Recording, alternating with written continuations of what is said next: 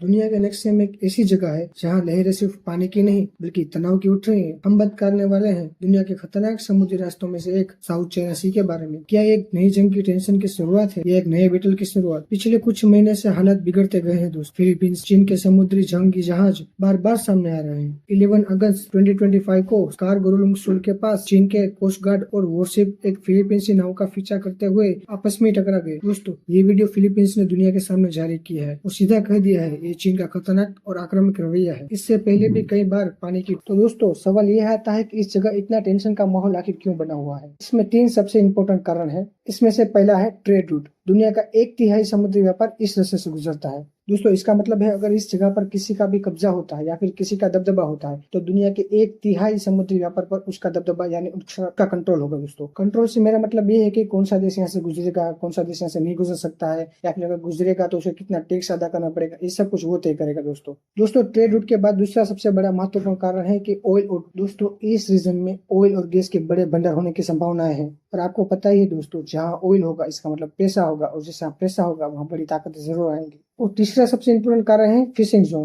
दोस्तों, दुनिया के सबसे बड़े फिशिंग भंडारों में से एक यहाँ पे भी है। यहाँ पे लाखों लोगों की रोजी रोटी का सवाल है। दोस्तों, इसके आसपास के और इस रीजन के आसपास के सभी छोटे देशों की एक्सपोर्ट और इंपोर्ट इसी रास्ते से होता है। दोस्तों, चीन इस पूरे इलाके पर इतिहास का हवाला देते हुए पूरे रीजन पर अपना दावा करता है। उसके जवाब में फिलीपींस, वियतनाम, मलेशिया और इसके जैसे कई छोटे देश का कहना है कि ये उनका पानी है, उनका समुद्र है, उनका फिशिंग जोन है, उनका ऑयल है। दोस्तों, ये मामला सिर्फ पानी का नहीं बल्कि यहाँ पे मौजूद ऑयल, अपनी ताकत और यहाँ पे वो कितने सारे रिसोर्सेज का भी है।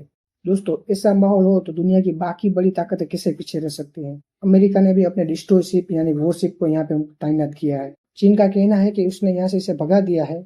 इन सब में जापान ने भी अपनी गहरी चिंता जताई है क्योंकि उसका लगभग 85% के आसपास का जो रूट है वो यहीं से गुजरता है, उसका एक्सपोर्ट आउटपोर्ट सब कुछ। दोस्तों, इस मामले में भारत भी पीछे नहीं है। भारत ने भी फिलीपींस, वियतनाम और मलेशिया के साथ अपने समुद्री सहयोग को बढ़ा दिया है। ये सब कुछ होने के बाद इस जगह को ग्लोबल पावर ने एक मैदान का हिस्सा जो बेटर ग्राउंड बनता जा रहा है। दोस्तों, आपके भी मन में सवाल आ रहा होगा कि अब इससे आगे क्या हो सकता है? हमने रिसर्च की है, यहाँ से आगे 3 चीजें हो सकती है। दोस्तों, एक तो छोटी छोटी झड़पें हो लेकिन इससे कोई बड़ी जंग का दायरा ना बढ़े दोस्तों, या फिर गलती से कोई ऐसा बड़ा हादसा ना हो जाए जिससे हालत काबू से बाहर हो जाए, या फिर बातचीत के जरिए इस मसले को सुलझाया जा सकता है। लेकिन दोस्तों, जहां अमेरिका और वेस्ट आ जाए वहां बातचीत से अभी तक तो कोई मसला नहीं सुलझा हुआ है। दोस्तों, साउथ चाइना सी सिर्फ एशिया का मुद्दा नहीं है, ये दुनिया की सप्लाई चेन, ईंधन और अर्थव्यवस्था का एक दिल है। यहाँ अगर जंग हुई तो उसका असर हर एक देश को होगा, चाहे वो दिल्ली हो या फिर न्यूयॉर्क। तो यहाँ दोनों महाशक्तियां आमने सामने आ सकती है। एक तरफ है अमेरिका, एक तरफ है चीन। भारत इसमें कहाँ आ सकता है? दोस्तों, अभी तो भारत मलेशिया, वियतनाम और फिलीपींस 6 छोटे देशों के साथ खड़ा हुआ है। दोस्तों, यही वजह है कि